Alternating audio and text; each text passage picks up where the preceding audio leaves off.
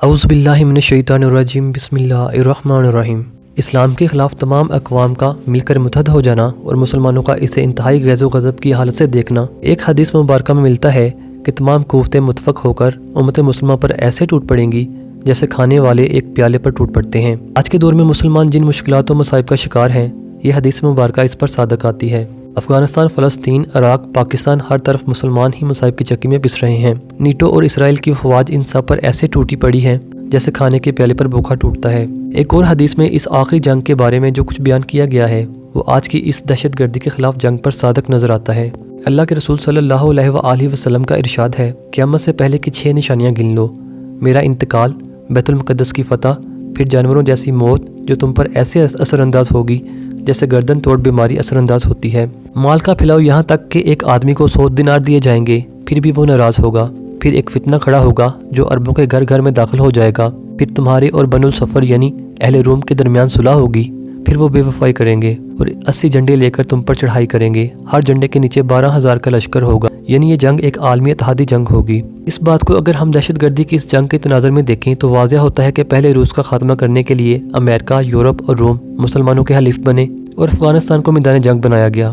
امریکہ، Europe اور روم نے مسلمانوں کے حلیف بن کر جو صلح کی، پھر سے افغانستان کو جنگ کا میدان بنا کر اس صلح کے عہد کو توڑا گیا اور مسلمانوں پر چڑھائی کر دی گئی، اور اس جنگ میں یونائٹڈ نیشنز کا پلیٹ فارم استعمال کیا گیا۔ نیٹو کے ممالک کا متحد ہو کر اس جنگ میں شامل ہونا کہ 80 جھنڈوں سے مراد 80 ممالک ہیں، یہ تو وثوق سے نہیں کہا جا سکتا کہ یہ جنگ کب ہوگی، مگر حالات و واقعات بتا رہے ہیں کہ یہ جنگ انتہائی قریب ہے۔ احادیث اور پرانے صحائف کا مطالعہ کرنے سے پتہ چلتا ہے کہ اس جنگ میں ہر 7 میں سے 6 لوگ یا ہر 5 میں سے 3 لوگ ختم ہو جائیں گے، جو ایک بہت بڑی تباہی ہوگی۔ اس جنگ سے پہلے دنیا کے بڑے بڑے شہر ناگہانی آفات یا مختلف وجوہات کی بنا پر تباہ ہو جائیں گے۔ احادیث مبارکہ میں ملتا ہے کہ اس زمانے میں مسلمانوں کے 3 شہر ایسے ہوں گے کہ ان میں سے 2 سمندروں کے سنگم پر ہوں گے، 2 عراق کے مقام پر اور تیسرا شام میں، وہ مشرق کے لوگوں کو شکست دے گا اور اس شہر میں سب سے پہلے آئے گا جو 2 سمندروں کے سنگم پر ہے۔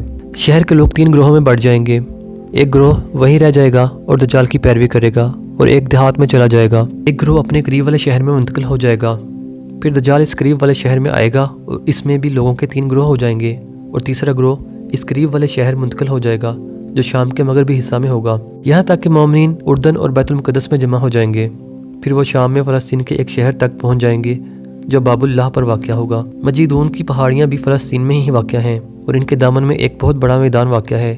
دجال کے ساتھ یہودیوں کی 70,000 تعداد ہوگی۔ علامات قیامت اور نزول مسیح علیہ السلام۔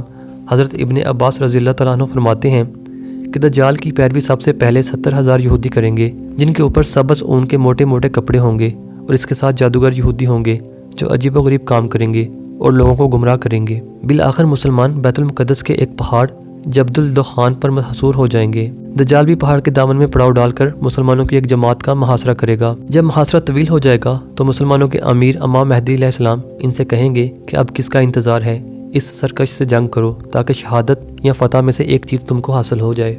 چنانچہ سب لوگ پختہ عہد کر لیں گے کہ صبح ہوتے ہی نماز فجر کے بعد دجال سے جنگ کریں گے۔ اگر ہم ان سب احادیث و واقعات کو باہم ملائیں تو کیا اس سے یہ مراد ہے کہ دجال امریکہ ہے جو ایک جانب تو ڈالروں کی چمک دکھاتا ہے کہ میرا ساتھ دو تو ڈالر دوں گا، تو دوسری جانب آگ اور خون کا دریا رکھتا ہے کہ اگر میری بات نہ مانی تو ختم کر دوں گا، یا یہ کہ دجال کا ظہور انتہائی قریب ہے کہ وہ باطل کی ان متحد قوتوں کی قیادت کرے گا؟ کہ ہم اس جنگ کو انسانیت کی آخری جنگ کہہ سکتے ہیں؟ اگر پرانے صحیفوں اور کتابوں میں اس بارے میں معلومات دیکھی جائیں تو انسان اس جنگ کے دہانے پر کھڑا نظر آتا ہے۔ کیا دہشت گردی کے خلاف یہ جنگ ہی انسانیت کو اس کی آخری جنگ کی جانب ہانک کر لے جائے گی؟ یہ تو ظاہر ہے کہ اس جنگ میں فتح حق کی ہی ہوگی۔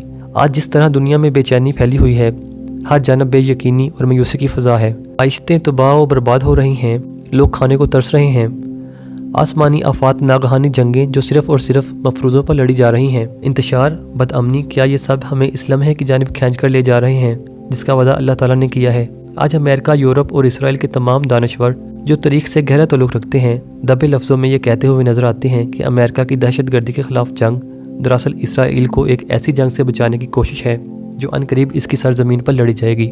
دہشت گردی کے خلاف جنگ کی آڑ میں اس قوت کو کمزور یا ختم کرنے کی کوشش ہو رہی ہے جو اس جنگ میں مخالف فریق کا کام کرے گی۔ تو کیا ساری قوتیں مل کر خدا کے امر کو ٹال سکتی ہیں؟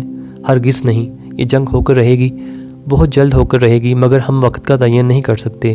امریکہ کے سابق صدر رونالڈ ریگن کے الفاظ ہیں ذرا سوچئے 20 کروڑ سپاہی مشرق سے آئیں گے، کروڑوں سپاہی مغرب کے ہوں گے۔ اس میں کوئی شک نہیں ہے کہ یروشلم سے 200 میل تک اتنا خون بہے گا کہ گھوڑوں کی باغیں تک خون میں ڈوب جائیں گی۔ کیا اس سب کو سامنے رکھتے ہوئے آپ میں سے کوئی ایک کسی ایسے وقت کا تعین کر سکتا ہے کہ جسے ہم ایک مفروضے کے طور پر بیان کر سکیں؟ آخر میں بس اتنا ہی کہوں گا کہ اپنے گھوڑوں کو تیار رکھیں، کہیں ایسا نہ ہو کہ اچانک یہ وقت آئے اور جن کے گھوڑے تیار نہ ہوں انہیں رونتے ہوئے گزر جائیں۔ میں امید کرتا ہوں کہ یہ انفارمیشن آپ کو اچھی لگی ہوگی۔ اگر انفارمیشن اچھی لگی تو اس کو زیادہ سے زیادہ شیئر کیجیے اور میرے اس چینل کو سبسکرائب بھی کر لیجیے گا۔ میں ملوں گا آپ سے ایک نئی ویڈیو میں، تب تک کے لیے آپ اپنا بہت سا خیال رکھیے گا۔ Thanks for watching this video. اللہ حافظ۔